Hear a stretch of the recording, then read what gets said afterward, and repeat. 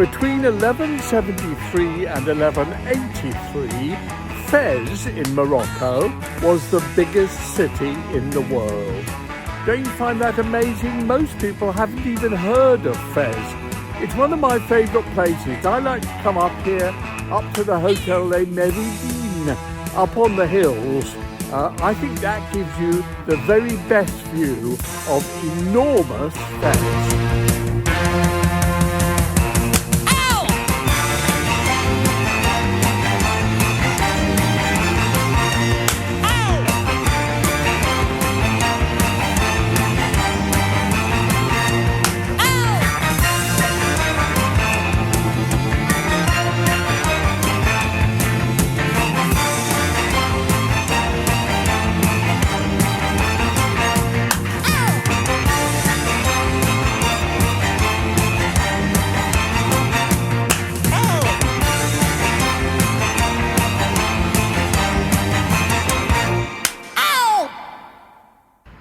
The very first university in the world was founded here in Fes, and it was founded by a woman. I find that fairly remarkable too. I mentioned that Fes was the biggest city in the world between 1173 and 1183. It still is the largest medina in the world, the largest walled area which is no cars allowed. You can walk around it. It's all donkeys and bicycles and people on foot. It's a terrific city. Its atmosphere, its culture and everything is fantastic. I'm not going to show you the place, the leather pits where they make leather and the mosques and all the normal things. You can watch those on any kind of documentary you like. But this is a bit different. It is, after all, A Victim Bites Back. And I wanted to mention David Bowie. Now, I knew David from the very early days. I had a column in a paper called Music Echo years ago, and I championed an early record of his just after he'd not become David Jones and was David Bowie, called Can't Help Thinking About Me. I thought it was terrific, and he was a great talent for the future. He contacted me and we got to be great friends. He desperately tried to get me into bed because he claimed to be bisexual, but the three reasons I didn't want to go to bed with him: one, he had the most appalling teeth; two, he had eyes of different colour; and three, he wasn't really bisexual. He just wanted to improve his career. He was a very ambitious young man.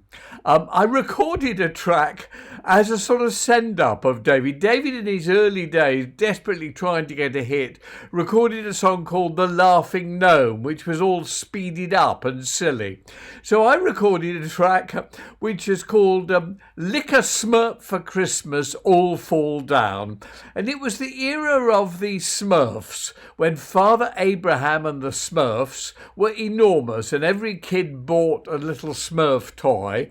And suddenly, just before Christmas, it came out that they were painted in lead paint, which was poisonous, and therefore children should not lick them.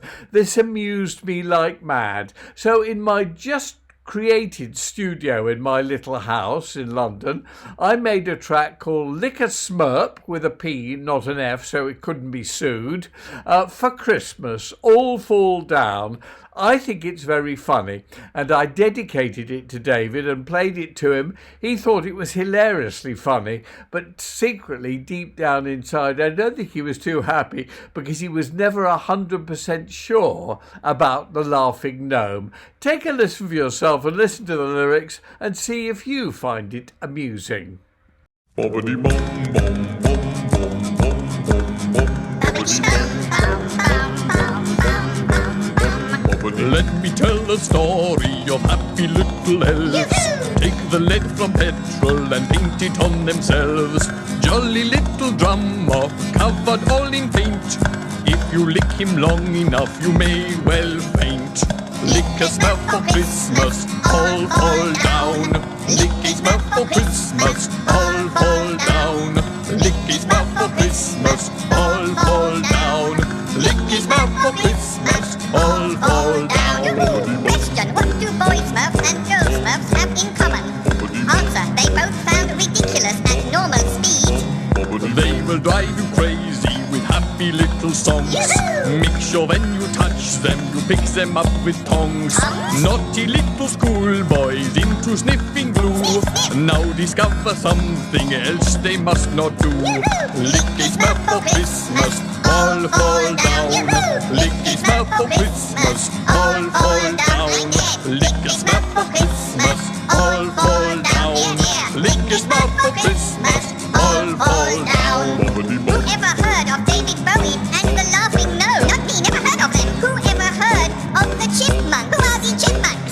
Happy little fairies helping petrol sails, leaping over Europe with merry little tales. But if you try digesting the jolly little toys, they'll fill a lot of coffins with little girls and boys. Lick his mouth for Christmas, all fall down. Lick his mouth for Christmas, all fall down. Lick his mouth for Christmas, all fall down. Lick his mouth for Christmas, all fall down.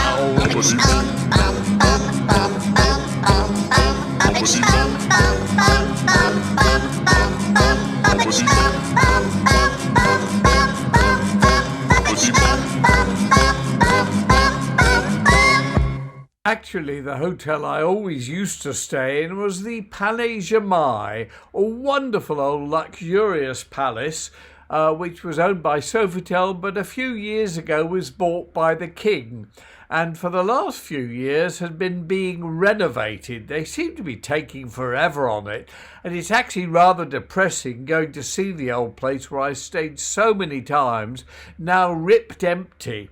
I remember I was once staying there and I was reading Paul Bowles's novel, Bowles, B-O-W-L-E-S, The Spider's House, which is my favourite of his novels. It's the one where he looks at the reaction of Arabs to the Americans as opposed to all the other way round, which was basically the way The Sheltering Sky and others are written. And I looked out of my window, my balcony, and I was staying in exactly the same room that he must have been staying in when he wrote certain scenes in that novel.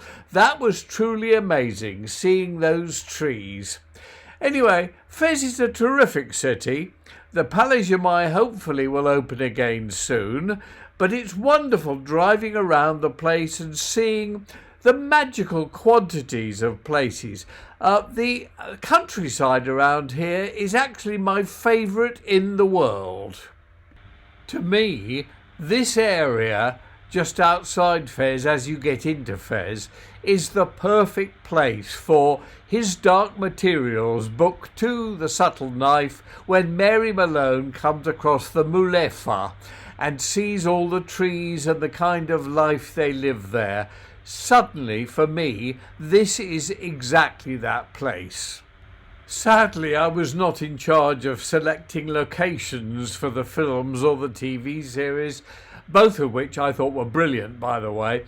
Philip Pullman's His Dark Materials were, to me, the great novels of this century so far, along with Kazuo Ishiguro's Never Let Me Go. That's the other one I thought was absolutely brilliant. But this place looks exactly how my imagination showed me that land that Mary Malone landed in. Anyway, there we go. That's a little bit of Fes and the areas outside Fes. It really is one of my favourite areas in the world. It's just so worth visiting. I could spend hours, and actually do spend hours, driving up and down there towards Meknes and towards Fes, and looking at these incredible sights, the sort of rolling hills, the individual trees, the colour of the earth. I absolutely love it. I've discovered why there are so many cemeteries in Morocco, and I suppose in all other Islamic countries, because cremation is not allowed in Islam. Very odd. It's amazing to reach the age of 78 and discover these things. I'd always wondered why there were so many cemeteries all over Morocco, as indeed there are in every single town, and that's what it seems to be. You can't burn or cremate the dead, you have to bury them, and that's why there are hundreds of thousands of graves all over the country.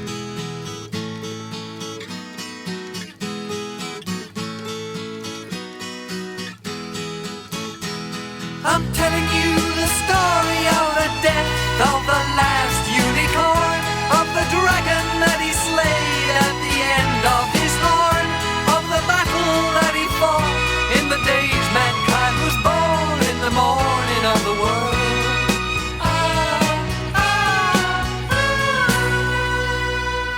He shone so white in the meadow, in the bright early light, his horn so golden in the sun. The orange flames that licked their way across the field for the fight announced the struggle had begun. I'm telling you the story of the death of the last unicorn, of the dragon that he slayed at the end of his horn, of the battle that he fought in the days mankind was born, in the morning of the world. The beast that challenged him had massacred his own kind, had eaten every dragon one by one. Alone he stretched for acres, gleaming scales and flashing white teeth, with a trail of blood revealing what he'd done. I'm telling you the story of the death of the last unicorn, of the dragon that he slayed at the end of his horn, of the battle that he fought in the days mankind was born, in the morning of the world. Smoke and fire billowed for miles and miles, roaring and trumpeting rang loud across the country. Animals cowered in fear and trepidation, brave creatures trembled across the nation. When all was finished and the evil beast was killed and conquered, the snow-white unicorn had won. He laid his weary head upon a soft green pillow sleeping, and a man came up and shot him with his gun. I'm telling you the story of the death of the last unicorn, of the dragon that he slayed at the end of his horn, of the battle that he fought in the days mankind was born, in the morning of the world.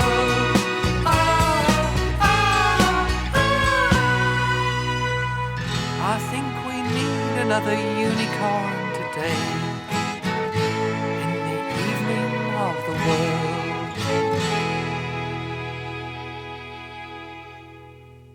Meknes used to be the capital of Morocco. Indeed, it was virtually the capital of North Africa centuries ago. Now it's very much second fiddle to Fes, but it's still a city I really enjoy. And close to it, very close to it, are Volubilis, which is one of the ancient Roman cities, the remains of, because there's not much going on there these days, but there is a very good wine called Volubilia from there, and also Moulay Idris, which is one of the holiest cities in Islam. I'll tell you a story about Moulay Idris while you take a look at Meknes. For this we need to go back, way back in time, 1991. And I decided to start a magazine, and it was called Revolution Magazine with two V's. Both V's are ticks. That's why you see the logo at the end of these shows. Anyway, it was great fun. It was very different. It was much larger than most magazines, much bigger. It covered everything, music, but also lifestyle for young people and older people. I thought it was terrific. And we managed to find a printer who said, yes, they thought it was terrific too. And they would print up 100,000 copies a week and put it out through our distributor. And they wouldn't charge us a thing, but would take the money from the distributor when the sales money came in. So it worked. We launched it in a blaze of glory, and it came out. And it was very good, but it attracted quite a lot of attention. But it only, by the way, you only get sales figures for these things several weeks later. Well, not weeks, but like 10 days, 2 weeks perhaps. So it's quite difficult to work out. And we were horrified to find out that the first week's sale had been only 15,000 copies. That's out of 100,000 we printed. So the printers got very cold feet and they said, we can't keep on doing this because the money's not coming in. And we said, oh, come on, give it another week. So they gave it another week. And indeed, in the second week, it sold 25,000. But still, when you're talking about 100,000 printed, that's not a lot of income. So they said, we're sorry, we have to stop. And I said, look, I'll tell you what, I will pay you to print 50,000 of issues 3 and issues 4. And then we can see how it's going. And if it's going all right, we can continue. So that's what we did. And the third week, it came out with only 50,000. But by then, they'd really got cold feet. And they said, you know what, we're not going to continue with this. So I decided that we call it a day after the 4th week. So it only had 4 issues, a month worth of a weekly magazine. And sadly, later on, we discovered by that time we'd announced it and it had closed down and we closed the offices and everything. In the 3rd week, it sold 35,000. And in the 4th week, it sold 42,000 of the 50,000. So it was by then nicely into profit. Well, that's not a lot. 4 weeks to give something that's growing that fast. It could have been a huge smash. But that was the end of it. It was dead. So there wasn't much I could do about it. And I went off on holiday to Morocco. And I happened to be in Moulay Idris, which is one of the holiest places in Morocco, in Islam. And all the kids always rush up to the car. I was in the Rolls. All the kids rush up to the car and ask for 1 dirham, which is like the equivalent of 10 pence or whatever. And you don't usually. Sometimes you give a scatter of coins out. What I had in the car were loads and loads of baseball caps that we'd had made for Revolution. They were green, glorious green baseball caps with the Red Revolution logo on it. So instead of giving money, I gave them all these caps because I had loads of them, and what use were they anymore? And one kid said to me, what is Revolution? All in French. And I said, well, it's a magazine we put out. And he said, oh, could you let me have a copy? I said, well, I don't have any. And he said, well, I'd really love to read it. I said, well, it's in English. You won't understand it. So he said, oh, please send me one. And he gave me his name and address. So when I got back to England a few weeks later, I found his name and address. I thought, why not? I put all 4 issues in an envelope and I sent them off, and that was the end of that. A few years ago, I go back to Moulay Idris. I'm driving through in my hire car and a voice shouts, Jonathan. And I think, is that me? It's being called. Normally I have the radio on, but in Moulay Idris it is a very holy city and it's a bit rude to have music blasting out. So I looked around, I pulled up. This man came rushing up to me in his sort of late 30s, 40s, and he said, Jonathan, I have to tell you, you don't remember me. I'm the boy you sent me those copies to. And through reading them, I learnt English very well. And I became the #1 guide to Volubilis, which is nearby Moulay Idris. And all the Americans wanted me because I spoke such good English, thanks to your magazine. I acquired massive tips all the time. I was able to invest it. I left the job. I got hugely successful. I became mayor of Moulay Idris. I have a beautiful house. I have a beautiful wife and 5 children. I'm terribly happy. And every night we thank Allah for Jonathan King. And I want you to know that for all the rest of our lives, we will always thank Allah for Jonathan King. So, although the magazine didn't last more than 4 weeks, at least it did something good. This is the hotel I used to stay at when I stayed in Meknes, the Transatlantique, which is still a lovely old hotel. They've actually done it up during COVID, I think, and it's still a lovely place to stay with beautiful interiors and a nice colonial, old-fashioned look about it with some terrific views. One of the songs I recorded years ago that I'm most proud of is about death. It's a song called A Very, Very Melancholy Man. And I don't suppose you've heard it. Very few people have.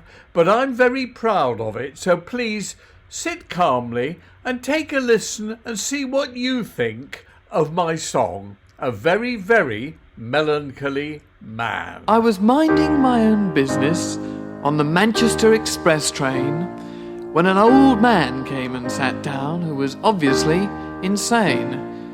He was talking to himself in a very funny way, and all the other people, one by one, decided not to stay, till eventually just he and I were sitting all alone, 'cause I was interested in what he had to say, when on his own he said, "What's it all about, I often wonder, and why on earth is everybody here? Sometimes pressure is enough to drive me under, and like everyone, I'm so afraid of fear. All the world is getting harder, oh, it's much too much to stand. That's why I'm such a very, very melancholy man." The conductor came for tickets, but he didn't stay too long. In fact, he swung around and went out when he realized what was wrong. Then the geezer coughed and wheezed a bit, complained about the cold, suggested putting on his overcoat, and mourned his getting old. Soon he paused in his soliloquy. He paused and scratched his head, then, assured of total privacy, addressed himself and said, "What's it all about, I often wonder, and why on earth is everybody here?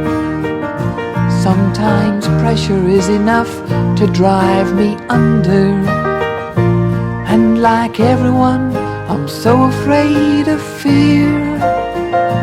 All the world is getting harder, oh, it's much too much to stand. That's why I'm such a very, very melancholy man." There's a difference between closing eyes and letting out a sigh, and I knew with sudden certainty the man was going to die. I rushed out into the corridor, and I fell from side to side as I ran to the conductor with his big mouth gaping wide. Well, between us, we both laid him down and tried to rest his head, but by the time we got to Manchester, the poor old man was dead. What's it all about, I often wonder, and why on earth is everybody here? Sometimes pressure is enough to drive me under, and like everyone, I'm so afraid of fear. All the world is getting harder, oh, it's much too much to stand. That's why I'm such a very, very melancholy man. All the world is getting harder, oh, it's much too much to stand. That's why I'm such a very, very melancholy man.